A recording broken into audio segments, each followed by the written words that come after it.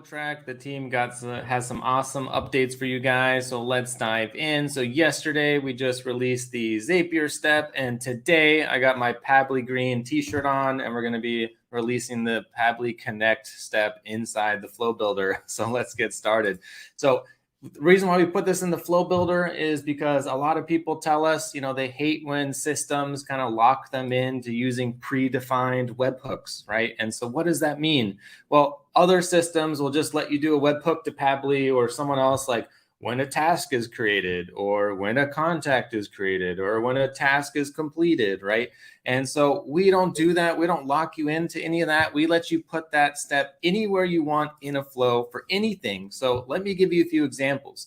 If you just want to send a Pabbly webhook and a Zapier webhook at the same time, no problem. Just put it in a flow.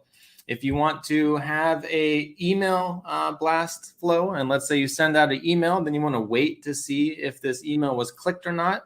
If it was clicked, we could tag them, and then next we could send a webhook to Pabbly, right? So I just go into Pabbly, I copy the webhook URL, I paste it in here. I can control what data I want to send to them. You're like, oh, I want to send the, the person's state or whatever, right? You can pass whatever data you want, click save, and that's it. So you just connect it. So this allows you to put a webhook for anywhere and anything, like anything you can dream up. That's the cool flexibility of this system. Now, let's show you another example. What else can you do? Well, pretend you have a flow that does a API call to another API and gets the price of Bitcoin, right? And it saves the price of the Bitcoin here. And it's going to do a condition if the price of Bitcoin is above 20,000 or not. If it is, let's send an email. If they click the email, let's send it to Pabbly. Or we can say, you know what, we're going to send a webhook to Pabbly if the price of Bitcoin is less than 20,000, right? So you have complete flexibility to put this in here anywhere you want. That's the cool thing about it. Now, this even works inside call flows. So let's say you have like an IVR, you're building an IVR. I think I have an example in here somewhere. So pick one of this call flow. There we go. So in the middle of a phone call, right? So someone calls you, you can check if the call was, answered, transferred, missed, whatever, sent to voicemail. You can insert these webhooks anywhere, even in the middle of a phone call. That's the beauty of having all-in-one, right? So I'm going to go over some of the questions over here, see what we got. If you guys have any questions, drop them in the comments, and I'm going to see them. We got some people saying good morning, everyone. So good morning to you as well, or good afternoon, depending on where you are.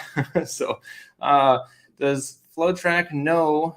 I don't understand this one. So it says, does FlowTrack know to check if the email was clicked?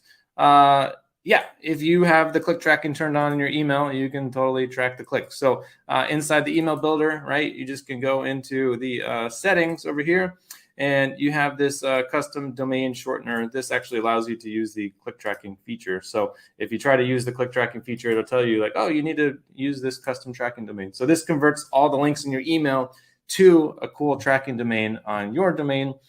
So when we know when people clicked on it, that way you can use this step right here, wait for email, click, open, reply, etc. So let me know if you guys have any more questions in the comments, and we'll get to it. If you guys have other webhook services, Zapier, Pabbly, anything you want connected, let us know. We'll get it added.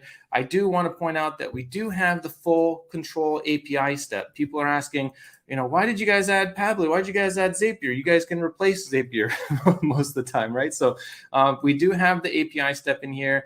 This one is for like maybe the more advanced people, right? Because you got it's like building an API with no code. You can control like if you're going to get data, push data. You can set the query string parameters, the header data for authentication. You can actually save the response, right? You get a lot of control and options you can do on here. Whereas the Zapier webhook, Pabbly webhook, right, is just you copy and paste the URL and you're done. So super easy to do, but feel free to jump in and play with the custom API one. You can connect to any API literally under the sun, even, doing from XML, JSON, form fields, custom code, you name it, you can actually send your own custom request body, which is really cool. I haven't seen another system that does that.